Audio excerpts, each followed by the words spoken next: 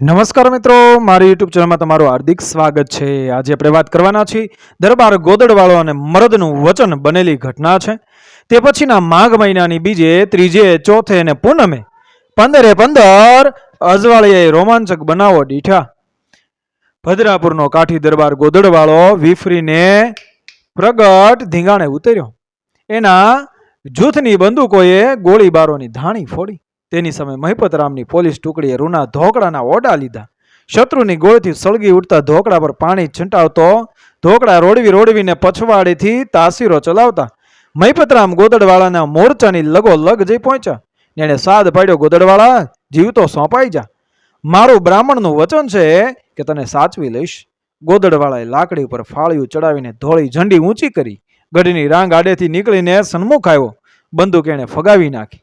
મહિપતરામને ધોકડાની આડેથી નીકળતા દેખી સિપાહીઓએ એને પકડી રાખ્યા। અરે સાહેબ, એ કાઠીનો ભરોસો હોય? માં જાઓ, હમણાં એ દગો દેશે।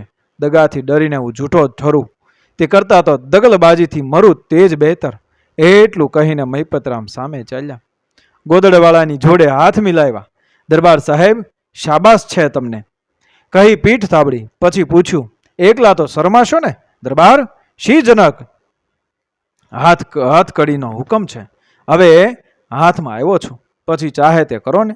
ના, હું ને તમે જોડીદાર બનશું, નામોશીની પણ વેચણ કરશું। એવી રીતે બતાવું છું। હાથ કડી પોતે પોતાના જમણા કાંડામાં અને ગોદડાવાળાના ડાબા કાંડામાં પહેરાવી। હાથની ભૂજાઓ પણ દરબારની તેમજ પોતાની બંનેની ભૂજાઓ રસીને બે છેડે બાંધવા પોતે હવાલદારને હુકમ આપ્યો ને હવે હું ને તમે ભાઈબંધો છીએ તેવું તમારી વસ્તીને પણ જોવા એમ કહી પોતે દરબારને લઈ ભદ્રાપુરની બજારમાંથી નીકળ્યા। પાછળ બેવની ભુજાઓ સાથે બાંધેલી રસી ઝાલીને હવાલદાર ચાલતો હતો। તેની પાછળ 15 પોલીસો હતા। 15 બંદૂકો પર સંગીનો ચમકતા હતા। ગામ લોકોને ગમ ન પડે તેવું ગુંઢાર્થ ભર્યું આ દ્રશ્ય હતું। કાઠિયાવાડમાંથી એક રાજા દરજ્જાના દરબારને હાથકડી પહેરાવી કેદીનો જાહેર તમાશો કરવાનો પહેલો બનાવ હતો। ઘડી પૂર્વેના અન્નદાતાની આવી અનાથતા દેખનાર વસ્તી આંધળી નહોતી, અબૂધ નહોતી। એક વિપ્ર એને પકડી જતો હતો। એક જનોઈધારીએ બળંગદાજી કરી હતી। વસ્તીની દ્રષ્ટિએ મહિપતરામ નવા જુગનો પરશુરામ લાગ્યો। કાંટિયું વરણ, એ નામથી મૂછોના આંકડા ચડાવનારા મર્દો, સંધીઓ, મિયાણા, ખાંટ, ગધઈ, સપાઈ, મકરાણીઓ જેવો દરબારને આશરે ભદ્રાપુરમાં આવી રહ્યા હતા તે સૌ ડેલીઓમાં, ચોરામાથે, નવી સેવી થયેલી 5 હોટેલોમાં ને ગામ ઝાપે સ્તબ્ધ બની ગયા। તેઓની કડિયાળી ડાંગોને ફૂમકિયાળી છુરીઓ ઝૂલવું પણ વિસરી ગયું। દરબારને પણ ગમ ન પડી કે વસ્તીની આજની સલામો પોતાની સામે નીચે ઝૂકવાનું ભૂલીને આવી તોથડી કેમ બની ગઈ ને ઊભી બજારે થઈ રહેલી સલામોને મહિપતરામ કેમ ઝીલી રહ્યા હતા? શું આ બધી સલામો પોતાને ભરાતી હતી કે મહિપતરામને? ત્યારે રાજકોટ પોલીસ હેડક્વાર્ટર્સમાં મોટો મેળાવડો ભરાયો। એજન્સીએ મહિપતરામને સોનાની મૂઠવાળી એક કિરીચ બંધાવી। મેળાવડામાં હાજર રહેલા પોલીસ ઉપરી, આસિસ્ટન્ટ ઉપરી અને ત્રીજા ઘોડે સવારોના ઉપરી 3 ગોરાઓએ ભાષણો કર્યા।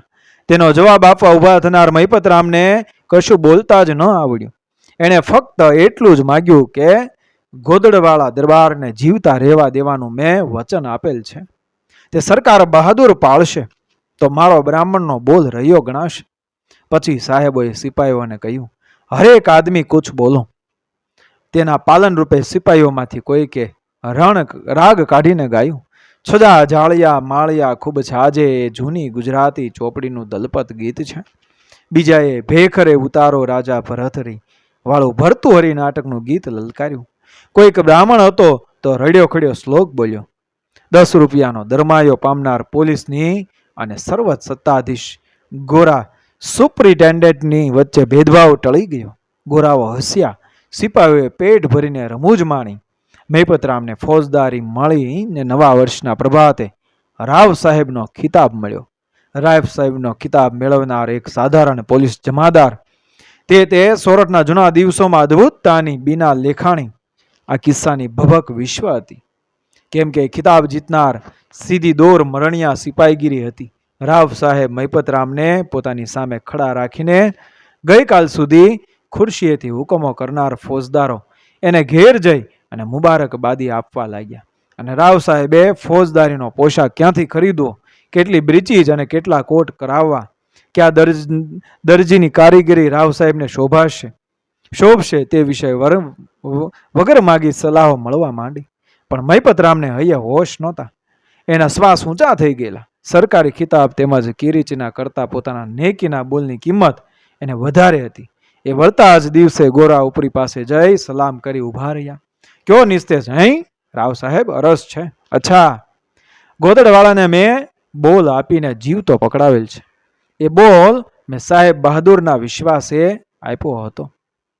ત્યારે એ હમારા વિશ્વાસ, કાંઈ કો હમારા વિશ્વાસ હૈ? ત્યારે એ પ્રશ્ન પૂછતી વખતે ગોરા પોલીસ ઉપરીના હૃદયપટ પર ઈસ્ટ ઇન્ડિયા એ રૂપનીના કારભારની બેઈમાનીની કાળી કથા ચિત્રપટની ચિત્રમાળા માફક સરતી હતી. ક્લાઇવથી માંડી 57ની એક કાળ સંધ્યા સુધીના જૂઠાણા દગલબાજ આચરણોને નાપાકીની પરંપરાની કલ્પના પર ચમકી ઉઠી. હાજી, મને સાહેબ બહાદુરીની નેકીમાં વિશ્વાસ હતો. નહીં, તુમ ઉસકો ઉધર ઠાર ક્યું નહીં કિયા? ઠાર કરત તો એ પાપનું પૂતળું મુઆ પછી સોરઠનો શુરો પૂરો દેવ બનત. આપણે તો એને જીવતો પકડીને ભર બજારે એની ઇજ્જત લીધી. એની એકની જ નહીં, તમામ રજવાડાની પ્રતિષ્ઠાની દાઢો ખેંચી કાઢી. ગોદડવાળો એક તરણો બની ગયો તો જ હવે એને જીવાડો એ સરકારનો ભિખારી બની રહેશે. ને તે દીથી દેખી સોરઠના સર્વ રાજલોક આપોઆપ હીનતા અનુભવશે. મય વો પોલિટિકલ વિઝડમ એટલે રાજદ્વારી ડાપણ તુમારે પાસ નહીં શીખને મંગટા. સાહેબે ભવાને ભેગા કરતા કરતા કહ્યું, એક જ બાત હમેરા દિલ में उतर गई है. तुम हमेरी नेकी पर विश्वास रखा, बस अब हम देखेंगे. મહિપતરામના મોં પર આ જવાબે એક ગર્વ મિશ્રિત એ આનંદની લાગણી છાવરી દીધી. એની છાતી ટટાર થઈ. ઓર કુછ? સાહેબે પૂછ્યું. તમારી બદલી કે લીએ તૈયાર રહેતા. મહિપતરામા બોલ રહ્યા. ક્यों? નારાજ? સાહેબ બહાદુરને વાંધો ન હોય તો પૂછો. ક્યાં પૂછો? બદલી કરશો? પાંચાલ में ठांडार का खूनी लोग ठांगा हिल्स એટલે ડુંગરા में छिपे हुए પકડ કર લાવ. મહિપતરામ કશું બોલ્યા વિના સાહેબની સામે તાકી રહ્યા. ક્यों ચૂપ? ડર ગયા? નહીં. મહિપતરામના મોં પર સાહેબના આક્ષેપે વેદનાનો લેખ લખ્યો.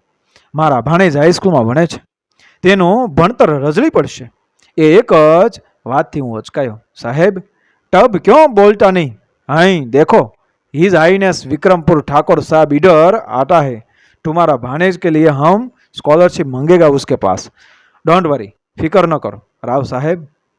મિત્રો, વિડીયો પસંદ આવે મારી ચેનલ સબસ્ક્રાઈબ કરો, ફોલો કરો, શેર કરો. મળીએ આવી જ ઘટનાને પ્રેરણાદાયક વાર્તાઓ સાથે આગળના વિડીયોમાં. બન્યા રહેજો મારી ચેનલ સાથે. જય શ્રી કૃષ્ણ, રાધે રાધે, જય શ્રી રામ.